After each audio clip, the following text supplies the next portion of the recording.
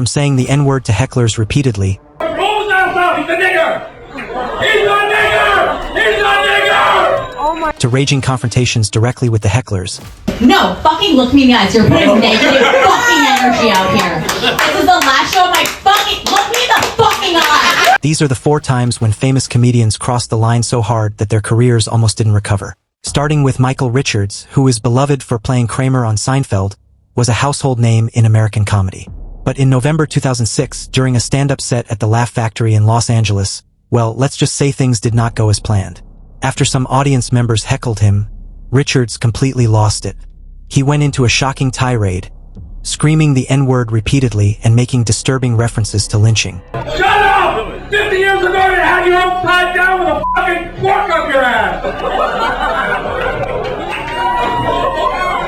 You can talk, you can talk, you can talk your brain now, motherfucker! Roll out, he's a nigger! He's a nigger! He's a nigger! Oh my A god. nigger, look, there's a nigger!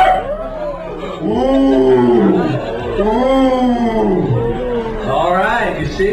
It shocks you to see what's buried beneath your stupid motherfucker. What was it called for? It's not called for you to hear on my ass, you cheap motherfucker! You guys have been talking and talking and talking! I don't know. This guy's going What's nuts. the matter? Is it too much for you to have? He even escalated the situation by saying, They're gonna arrest me for calling a black man to the nigger. they go back and forth cursing and swearing at each other.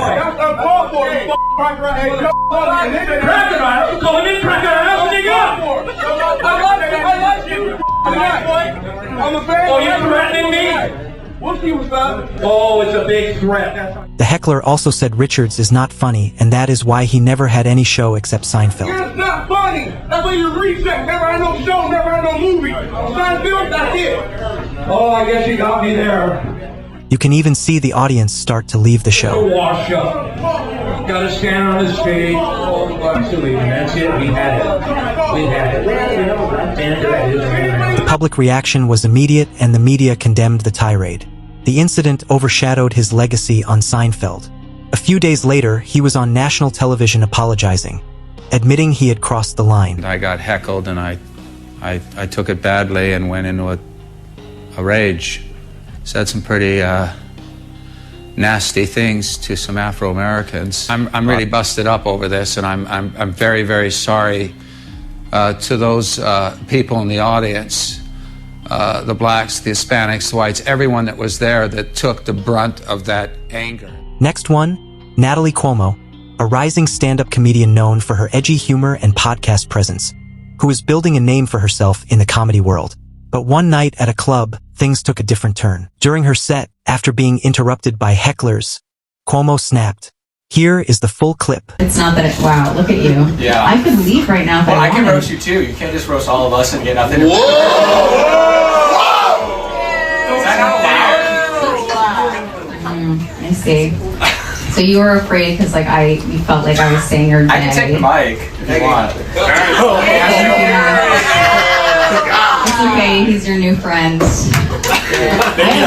Yeah, I have plenty of material that's embarrassing for you. I will say this, it is such a hard time in this world right now. There's so many people that came together to be supportive and fucking amazing, and you're putting no, fucking look me in the eyes, you're putting negative fucking energy out here. This is the last show of my fucking, look me in the fucking eye. This is the last show, no, look at me. It's the last show of my fucking weekend. It's a sold out show, and you want to say mean shit to me, okay? So don't fucking do that. The video quickly went viral. Some defended her, saying hecklers can push comedians too far. But many others criticized the outburst as unprofessional, even stating, "I have never seen a comedian scream at an audience member because they are being heckled." In the aftermath, Cuomo made a post stating, "Right after I said how grateful I was for everyone being there and selling out the show, this little man in front row decided to let his true colors shine. Always stand up for yourself, and if you are going to be rude, at least have the decency to look me in the eyes." Next, Eddie Murphy, one of the biggest comedy superstars of the 1980s, skyrocketed to fame with his stand-up specials Delirious and Raw. But hidden inside that success was one of the most controversial parts of his career. In Delirious, Murphy often made jokes about gay people and AIDS. He mentioned stuff like, girls hang out with their gay friend, give them a little kiss, go home with them AIDS on their lips. Here is how it starts. If you don't know where the faggot section is, you got to keep moving. So if they do see it, it's quick and you switch them. Hey boy, you look mighty cute in them jeans. Now come on over here and fuck me up the ass. Tennis with a gay person. Really, just after the game, you say, I'm gonna go get a beer, what you gonna do? Think I'll go suck somebody's dick? Well, I'll see you later. And one night they could be in the club having fun with their gay friend and give him a little kiss. This is the part where he makes the joke about AIDS being caused by gay people. Unfortunately, I have to remove the audio due to copyright.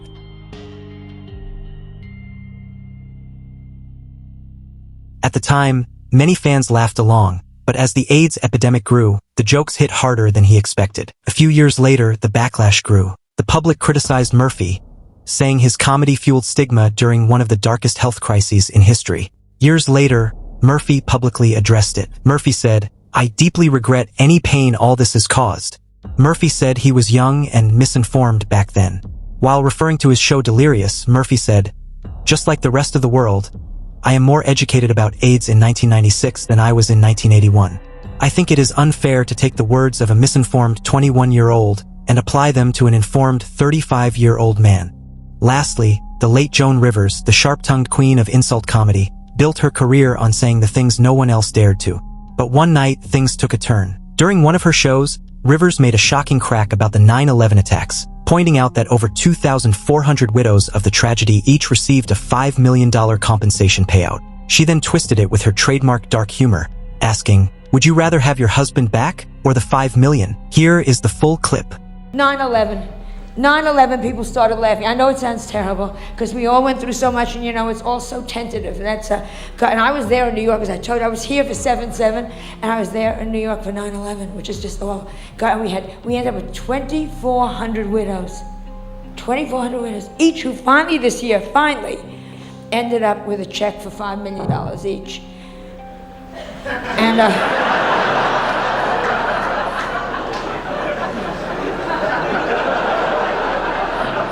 I was thinking, any of you that have a partner for over 6 years, think about it for a second. What would you rather have? Someone who farts and drools in their sleep, whose mother is living with you, or a nice check?